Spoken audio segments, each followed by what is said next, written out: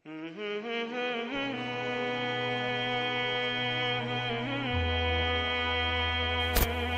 رب العزت فرمائی کتابن، دا یو عظیم الشان کتاب دے، او عظیم الشان کتاب بولی نہیں زکا چرالی گن کے عظیم الشان ذات دا سی ذات را لی گلے دے چھ لیس کمثلہ شیئن، دا غ ذات پرنگ نہ دا چا ذات کی دیشی او نہ دا غد صفات و پرنگ دا چا صفات کی دیشی، ولم یکن لہو کفوا احد، دا اغا اللہ دا اغا ذات پرنگ اس سوک نشت۔ قرآن باولی عظیم الشان نہیں، ذکر علی گن کے عظیم الشان ذات تے، او حدیث مبارک کی رادی نبی کریم صلی اللہ علیہ وسلم فرمائی فضل کلام اللہ علی سائر الکلام کفضل اللہ علی خلقی، دا اللہ دا کلام دا قرآن فضیلت دا پا نور و طول و جمی کلامون باندے دا سدے لکا سنچ دا خالق مقام و درجہ دا مخلوق مقابلہ کی، اور سنچ دا خالق فضیلت دے دا مخلوق مقابلہ کی۔ اب یہ سند ذکر کئی انزلناہ الیکا، اللہ وی مارا لے گلے دے الیکا، اے زمان محبوب پیغمبر اتا تا میرا لے گلے کتاب عظیم الشان شو،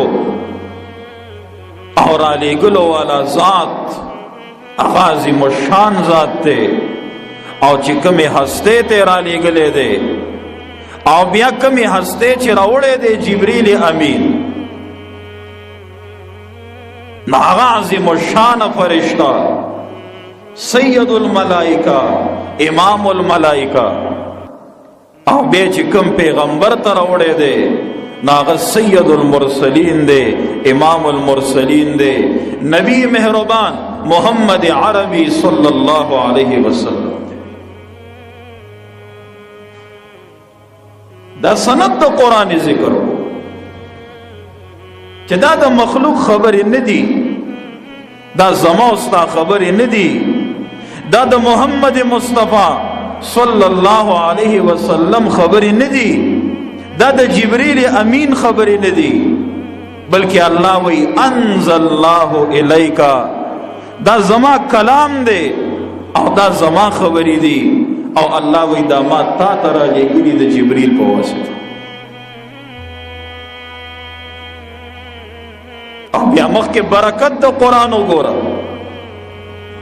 من کو صرف دین خبری ہو چکل دکان یا کور وغیرہ جوڑ کو نا اللہ دا قرآن ختم پاکی وہ کچھڑی طالبان رو گوڑا او چیو بسکٹ اور روٹے والا ورکا چی ختم ہو کی چی دکان اور کور کے برکت رش کہو دا ذکر نکو، یا صرف برکت دا قرآن مونگدہ گرن لے دے،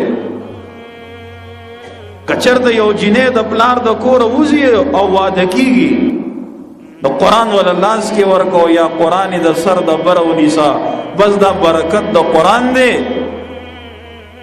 چوی دا قرآن دا لان دے تیرے جی چٹول زندگی برکت ہوا دے،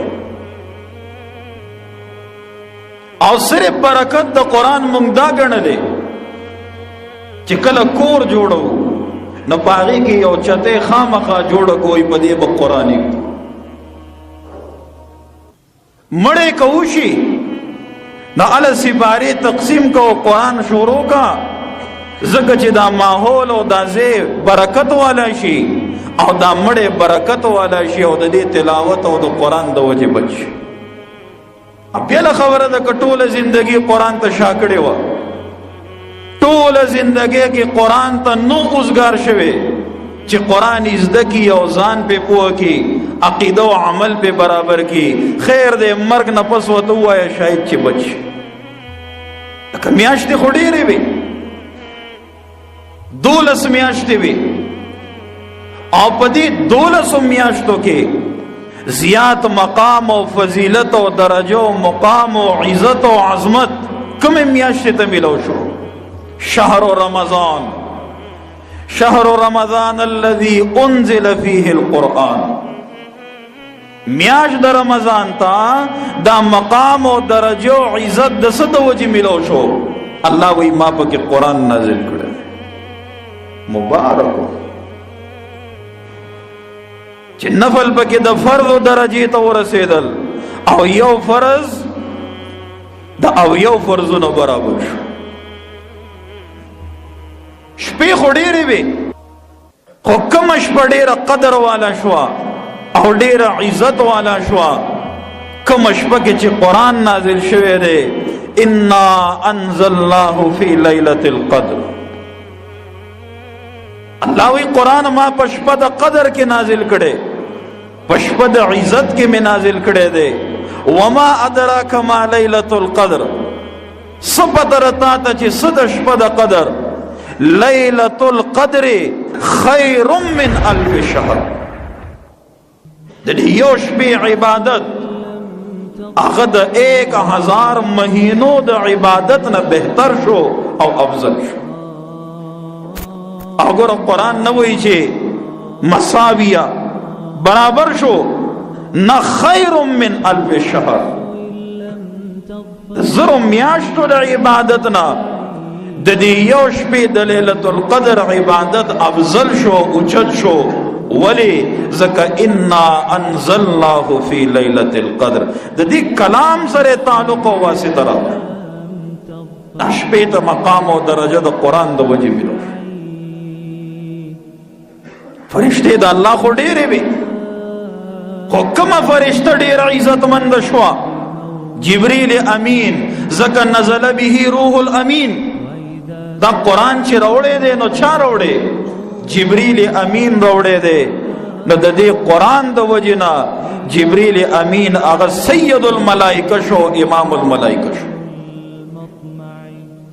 انبیاء د الله خو ډېرو، خو نبی علیہ الصلوۃ والسلام امام المرسلین وګرځېدو او سید المرسلین وګرځېدو. دا د څه د وجې نه؟ ځکه انزلناه الیک، الله وی ما د تعظیم کتاب نازل کو. د دې کتاب د برکت د وجې ته سید المرسلین شو او امام المرسلین شو. زمکې خو ډېرې زیاتې دي، خو په کومه زمکه چې قرآن نازل شوی دی، حرمین الشریفین ته وګوره، مکې معظمې ته وګوره، مدینې منورې ته وګوره، دغه زمکه اوچته شو. ولې؟ ځکه تعلق او واسطه د قرآن سره وه چې قرآن په دغه ځایونو کې نازل شوی.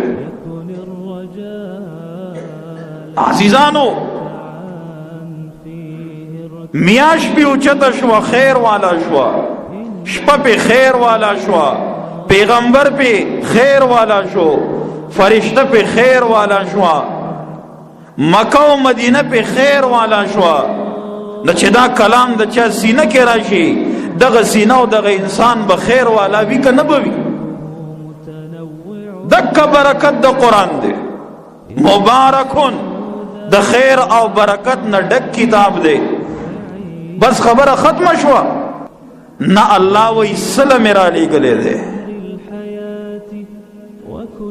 ځکه دا 13 سپارې قرآن چې جبریل امین راتلو او 30 کاله زی او راځي، زی او راځي، او کله سورت راوړي او کله آیات راوړي او کله رکوع راوړي. نو آیا د دې قرآن د راتلو څه مقصد او غرض به وي که نه به وي؟ که نه هسې بې مقصده الله را لېږلی دی؟ نو الله رب العزت مقصد ذکر کوي چې ټیک د قرآن خو عظیم درجې والا دی او قرآن برکت والا کتاب دی، خو سله مې راولېږلو لیدبروا آیاته، چې د دې په آیاتونو کې تدبر او سوچ او فکر وکړی شي. د دې په آیاتونو کې تدبر وکړی شي. او تدبر دې ته وایي چې یو شی سړی په غور او فکر سره لولي، دیتا تدبر دے. یعنی الله وی قرآن میں سل راولی گلو چې د دې په آیاتونو کې سوچ او فکر وکړي شي.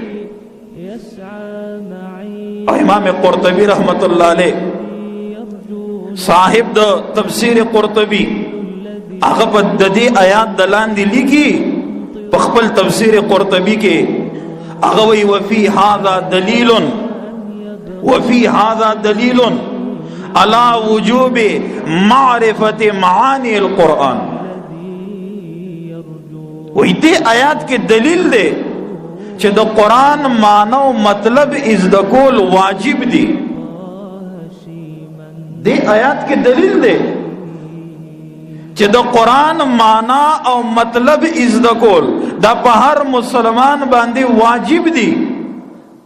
ځکه سوچ او فکر به ال کیږي چې کله سړی په معنی او مطلب پوهیږي. کله یو تن په معنی او مطلب نه پوهیږي او دی وی یاسین والقرآن الحکیم انک لمن المرسلین علی صراط مستقیم.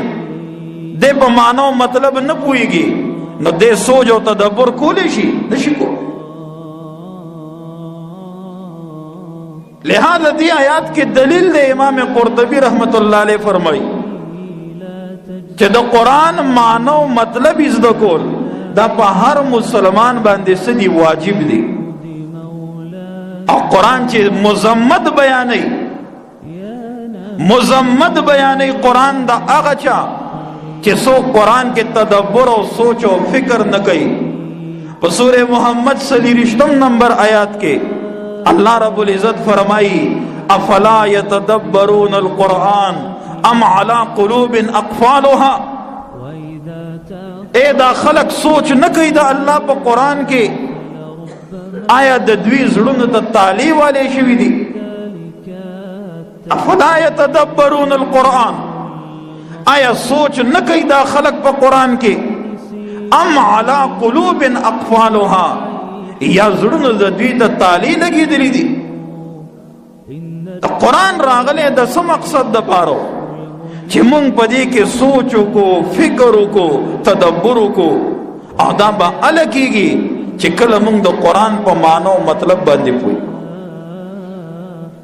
صفت الصفه کې امام ابن جوزی رحمت الله علیه هغه روایت ذکر کوي چې رسول الله صلی الله علیه وسلم فرمایي لا خیر فی قراءت لیس فیها تدبر.